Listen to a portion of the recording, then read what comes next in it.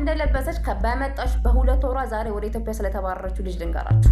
ኪችን ውስጥ ቁጭ ብላ እንደዚህ ቪዲዮ ትሰራለች። በጣም እንድትጠነቀቁ ነው የምናግራችሁ። ኪችን ውስጥ ቁጭ ብላ እንደዚህ ቪዲዮ እየሰራች ማዳሟ ከኋላዋ ትመላለሳለች ማለት ነው። ማዳሟ ቪዲዮ እየሰራች እንደሆነ አላየቻትም። እሷ ምግብ እየበላች ልጅቷ ቪዲዮ እያደረገች ነው። ማዳሟ ጸጉሯ ክፍት ነው፣ ፊቷ ክፍት ነው፣ ትመላለሳለች ማለት ነው በጀርባዋ። ከዛ በኋላ ያንን ቪዲዮ ሄዳ ቲክቶክ ላይ ፖስት አድርገዋለች ማለት ነው። ፖስት እንደ ትላንትና ፖስት አድርገታ እንደ ዛሬ ሰውየው ያየዋል ማለት ነው። ሰውየው መኪናውን ይዞ ልጆቹን ይዞ ውጭ ነው። ይሄ ነገር ሁላችንን የሚመለከተናል። ላልሰሙት እህቶቻችን ማሰማት አለብን። ወንዶችም ሴቶችም አዲስ የሚመጡ እህቶቻችንን በተለይ ማለት ነው መምከር አለብን። የልጅቷን ሀሳብ እኔ እነግራችኋለሁ።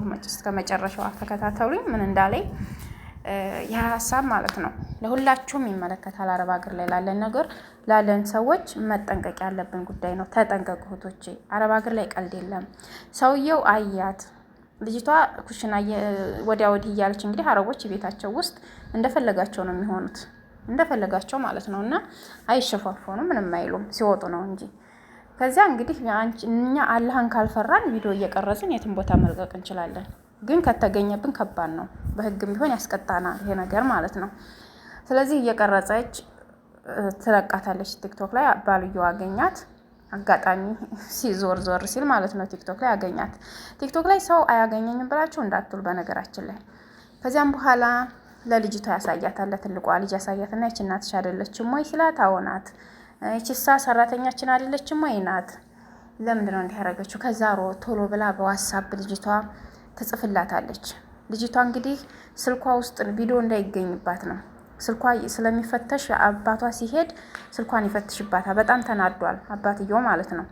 ትጽፍላታለች በዋትስአፕ ስጽፍላት በእንግሊዘኛ ነው የጻፈችላት። ይቺ ልጅ ደግሞ እንግሊዘኛ አታውቅም።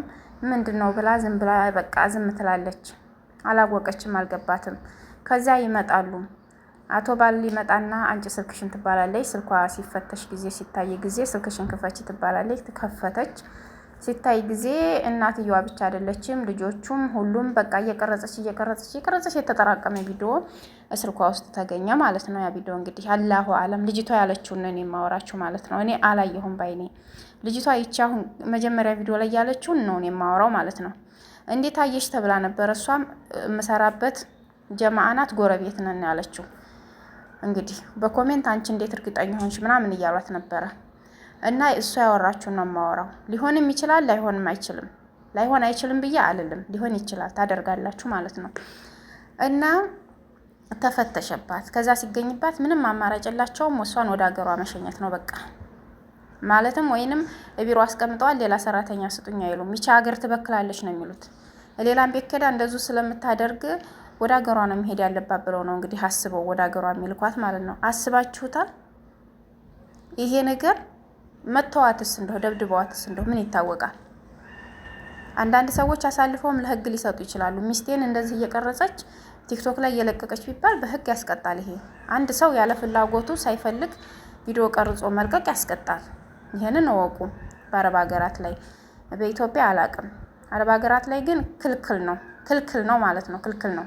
በጣም ህጋቸው ጥብቅ ነው። እህቶች የምታውቁት ነገር ልጆቻቸውን ቪዲዮ ቀርጻችሁ ሚዲያ ላይ መልቀቅ፣ እነሱን ቪዲዮ ቀርጻችሁ መልቀቅ፣ ብዙ ነገሮችን ማድረግ፣ ቤታቸው ውስጥ ያለውን ቁሳቁስ እየቀረጻችሁ መልቀቅ።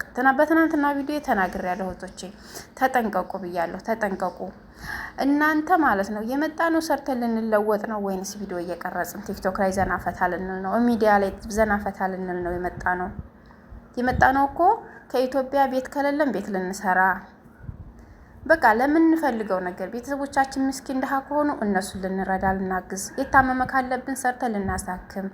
በብዙ ምክንያት ነው የምንመጣው ወደ አረብ ሀገር። ደልቶን አይደለም፣ ተዳልቶን ደስ ብሎን አይደለም የምንመጣው። ስለዚህ ያን የመጣንበትን አላማ ግብ ለማድረስ አንገታችንን ደፍተን መስራት አለብን። ቪዲዮ እንኳን ቀርጸን ብንልክ ራሳችንን ብቻ እነሱን ሳናስገባ ራሳችንን ብቻ ቀርጸን ልክ እኔ አሁን እንደዚህ እንደተቀመጥኩት ራሴን ብቻ በቃ ይህ አሁን እንደዚህ ባደርግ ምን ችግር አለውን ብዬ ከአረቦቹ ጋር በማገትም ችግር የለውም። ያው ቤታችንን ለምን ትቀርጫለሽ ቤታችን ውስጥ ሆነሽ ሊሉኝ ይችላሉ እንጂ እነሱን የማስገባው ነገር የለኝም። እነሱን የሉም። በቃ እንደዚህ ጥርት ያለ ንጹህ ሆናችሁ ኑሩ። እናንተ አሁን ላይ የምትመጡ ልጆች ማለት ነው ስልክ ይዛችሁ ትመጣላችሁ። ከዚያ ደግሞ ዋይፋይ ከሌለ በብራችሁ ታስሞላላችሁ። እንዲያውም በመቶ ምናምን ብር ማለት ነው በውድ ነው የምታስሞሉት ዳታችሁ ማለት ነው። በ150 ብር በምናምን ዳታችሁን ታስሞላላችሁ እንደልባችሁ በቃ። እኛ በመጣንበት ጊዜ ስልክ አንይዝም፣ ብንይዝም እንነጠቃለን። እኔ ራሱ በአመቴ ነው ስልክ ያገኘሁት። ለዚያውም ከሻፍ ስልክ የገዙልኝ ማለት ነው። በአመቴ ነው ስልክ ያገኘሁት። ስለዚህ ጥንቃቄ ሊኖራችሁ ይገባል እህቶቼ። ተጠንቀቁና ስራችሁን ስሩ። የመጣችሁበትን አላማ አሳኩ። የመጣችሁት እንግዲህ ቤት ተሸጦ ይሆናል፣ መሬት ተሸጦ ይሆናል፣ በሬ ተሸጦ ይሆናል። ብዙ ቁሳቁሶችን ሸጣችሁ ነው። ሰርቶ ክፍያ ሊሆን ይችላል። በሰው በገንዘብ ተበድራችሁ ሊሆን ይችላል። ሁሉም የየሚስጥሩ የየራሱ የየቤቱ ጉዳይ አለ። ያንን ነገር እንግዲህ ሳትከፍት አገር ስትገባ እንደገና ደግሞ ተመልሳ ወደ ስደት ሄዳ ነው እንግዲህ ያንን ድሯን መክፈል ያለባት። እንደገና ደግሞ ወደ ሌላ ሀገር፣ እዛም ሌላ ሀገር ስትሄጂ ደግሞ የዚህ አይነት ልማድ ካለብሽ እነዛም ደግሞ ወይ ወደ ሌላ እንድትሄጂ ያደርጉሻል፣ ወይ ወደ ሀገርሽ ይሸኙሻል መልሰው ማለት ነው። እንዲሁ ስትይ በቃ እድሜ ከንቱ ይቀራል። ስለዚህ ይሄን ነገር ያለባችሁ ልጆች ተጠንቀቁ ነው። ከዚህ ነገር ተጠንቀቁ ነው የምለው እህቶቼ ማለት ነው። ተጠንቀቁ፣ ይጠቅማችኋል። አንዳንድ ነገሮችን ሚዲያ ላይ አዳምጡ፣ ይጠቅማችኋል። ከሰው ምክር ደግሞ ሲሰጣችሁ ይሄ ወደዛ ይቺ ደግሞ ጨቅጫቃ ምናምን እያላችሁ እልፍ ማለት ሳይሆን ምክር ተቀበሉ። ከአንዱ ሰው ያየውን ነው የሚያወራው፣ ያላየውን አይደለም። በውስጡ ያለውንም ሀሳብ ነው። በትናንትናው ቪዲዮ ላይ የሆነች ልጅ እንደዚህ ያደረጓት ብያችሁ ነበር። ያቺ ልጅ ስልኳ ሲፈተሽ እንደልጅ እንዳለ ቪዲዮ ነው እንዳለ ቤታቸው ውስጥ የቀረጸችው ልጆቹ ምናምን ህፃን ልጅ አለ የሱ ቪዲዮ ምናምን ውጭ ላይ ወጣ በቃ ዝም ብላ መቀረጽ ነው። አንዳንድ ልጆች የመቀረጽ በቃ ፍቅር አላቸው። የሆነ ያገኙትን መቀረጽ ቪዲዮ መስራት ምናምን ይሄ ነገር ያስደስታቸዋል። ከዚያም በኋላ እሷን አሁን አስያዟት ወደ ሀገሯ ሄደ። በቃ እሷ ህገ ወጥ ናት። ወደ ባሏ ጋር ስትሄድ ነው ስልክ ቤት ወሰዱ፣ ፎርማት አስደረጉ፣ እንደ አዲስ ስልክ አስደረጉት ማለት ነው። ከዚያ ስልኳን ሰጧት። ሂጂ በቃ ውጪ ሰዋቅሽን ጥሪና አሏት። ሰዋቋ ሲመጣላ ሾፌሯ አስያዟት ወደ ሀገሯ ሄደ። በትናንትና ቪዲዮ ላይ ሰምታችሁ ከሆነ ማለት ነው አገሯን ሄደችው። ያቺ ልጅ ደግሞ እኔና እሷ ደግሞ እኔም ተይዤ ነበርና አንድ ጋር ነበርን። እኔም ስለማቃት ነው ይሄንን ያልኩባችሁ። ደግሞ እሷ ልጅቷ ስለነገረች ነው። ወላሂ ውሸቴን አይደለም እውነቴን ነው። ልጅቷ እንደዚህ ነው ስላለች ስለነገረችን የነገርኳችሁ እና አብረን ስለነበር ነው እንደዛ ያደረጓት ማለት ነው። እንደዛ ስላደረጓት ስላወቅኩ ነው ለእናንተም ትምህርት ይሆናችኋል ብዬ ያመጣሁት። እኔ በአይኔ ስላየሁት ነው ያንን የልጅቷን ነገር። የዚችኛዋን ልጅ አላየሁም። እኔ አላየሁም ነው የምለው። ያየሁትን ደግሞ ራሴ በአይኔ ያየሁትን ነግሬያችኋለሁ ማለት ነው። በሰማሁት በጆሮዬ እንደዚህ አደረጉኝ። ከዛም ትንሽ ከበራቸው ወጣ ብዬ ትንሽ በቃ እንጂ 1 ደቂቃ ማለት ናለች። ፖሊሶቹ ቆመዋል አለች። ውረዱ አሉኝ። አመጧት። በጣም ልጅቷ ደንግጣለች፣ ታማለች። በዛን ሰዓት አብረንም ስለሆንን እኔ ተይዤ ተለቅቄ ነው ጠለብ ነበርኩኝ ኮንትራት ስለመጣሁኝ። እንግዲህ አላቅም በምን እንደመለሱኝ አላቅም። ሰዎች ሲደውል ላይ ያነሱ ይችላሉ። ብቻ ምን ምክንያቱም አልገባኝ በምን እንደመለሱኝ። አላህም ርዝቅሽ ገና ነው ብሎ ሰበብ አዞልኝ ነው መሰለኝ መለሱኝና ይሄው እየሰራሁ ነው አለሁኝ እላችኋለሁ። ከዛሬ 3 አመት በፊት ምናምን ነው ይሄ ነገር የተከሰተውና ትዝ ብሎኝ ነው ያንን ነገር ያወራኋችሁ እንድትጠነቀቁ ለጥንቃቄ ያክል ነው። እና እንደዛ አደረጉኝ ብላ ልጅቷ በጣም በድንጋጤ ታማ ነበረ።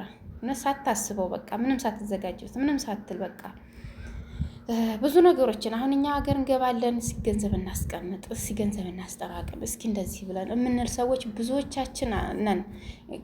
ጥቂቶች ነን። ጥቂቶች ሀገር ብንገባ ይቸግረናል ብለን የምናስቀምጥ ገንዘብ ኮስተር ብለን የምንሰራ ተጠንቅቀን አንገታችንን ደፍተን የምንሰራ ተደብቀን የምንሰራ በጣም ትንሾች ነን። ብዙዎቻችን ደግሞ እንደፈለገን ነው የምንሆነው ስደት ላይ ስንመጣ። ያየነውን ለብሰን በልተን ጠጥተን ያየነውን በቃ ከኦንላይን ጠልበን ልብስ ማሰብስበን ምናምን ነገ አገር ስንገባ ይቸግረናል ብለን በቃ ሳናስብበት የሆነ ነገር የተወሰነች ነገር እንኳን ሳናስቀምጥ ምናምን በቃ ድንገት አንስተው ወደ ሀገር እንሄዳለን። በሆነ ምክንያት እንገባ እንችላለን። እና ጥንቃቄ እኔ ለእናንተ መላችሁ ማለት ነው። ጥንቃቄ አድርጉ ነው። ገንዘባችሁን በአግባቡ ያዙ። እንደገና እኔ አሁን ገንዘቤን በአግባቡ ይዤ አይደለም፣ ስለ ገንዘብ አልመክራችሁም። ልምከራችሁ ግን እኔ ገንዘብ ሰብስቤና አጠራቅሜ አይደለም፣ ግን በሀሳቤ በቃ ጎበዝ ሰው መስላለሁኝ። ግን እኔ እንደዛ አይደለሁም። ገንዘብ እንደዚህ የለኝም። ቤተሰብ እረዳለሁና የቤተሰብ ኃላፊነት ስላለብኝ ብዙም ገንዘብ እኔ እንትን የለብኝም ማለት ነው። እንደዚህ የማስቀመጥ እንትን የለብኝም። ግን የሚበልጡት ቤተሰቦች ናቸው። እናት አባቴ ግዴታዬ ስለሆነ ልጅ አለኝ ግዴታዬ ስለሆነ ለነሱ መርዳት አለብኝ የሚለው ማለት ነውና እናንተን የምመክራችሁ ሳናስብበት ሳንዘጋጅበት ድንገት አንስተው ሲለቁን ስንያዝ ወይንም ወደ ቢሮ ሲመልሱን አይምሯችን ምንድነው የሚያስበው? በቃ ያለን ችግር የመጣሁት ለምን ነበረ? ምንም አልሰራሁኝም፣ ምንም የለኝም። በቃ የሰውዳ ካለባችሁ የሰውዳ ተሸክሜ እንደዚህ ሳልከፍል ምናምን ያ ነገር ነው በጭንቅላታችን የሚመጣው። ከዚያ ያመናል፣ እንታመማለን። ያቺ ልጅ እንደዛ በቃ ታማ ሐኪም ቤት ወሰዷት ራሳቸው ፖሊሶቹ። በቃ ምንም የለብሽም ነው ያሏት።